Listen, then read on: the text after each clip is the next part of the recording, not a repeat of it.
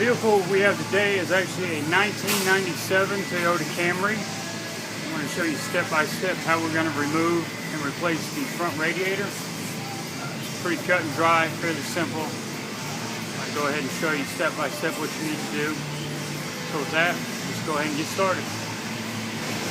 First step is to go ahead and get your drain pan placed up under the engine.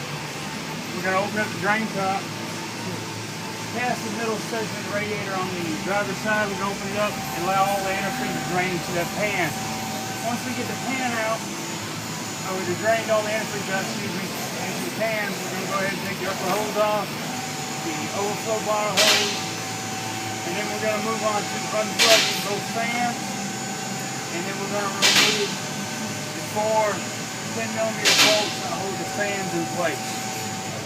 Once the fans are removed, then we're going to move on to the transmission line, as well as the lower hose, and then we'll move on to moving the radiator.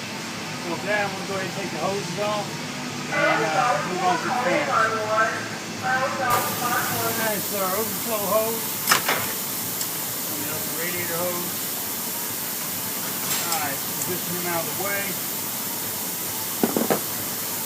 Connect this to both fans.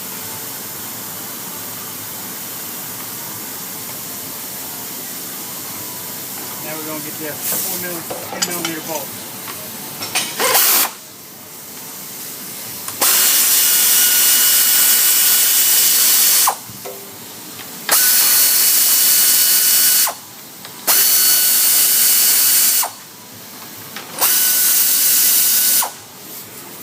Alright, now we've got the fans unbolted. It's a matter of lifting them up, putting them out of the way.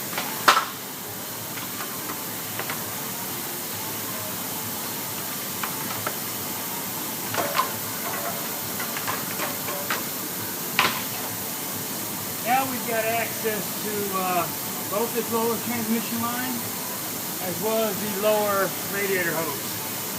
There's also an electrical connector down here for a coolant temp sensor. Go ahead and unplug that. Once we get those out of the way, I'll go ahead and show you taking the upper radiator mounts out, and then we'll get it out of the car. So now we're moving on to the upper radiator support for the radiator itself. You've got 2 12mm bolts holding each one of the brackets on. They have rubber bushings. Go ahead and remove those. Set the brackets to the side.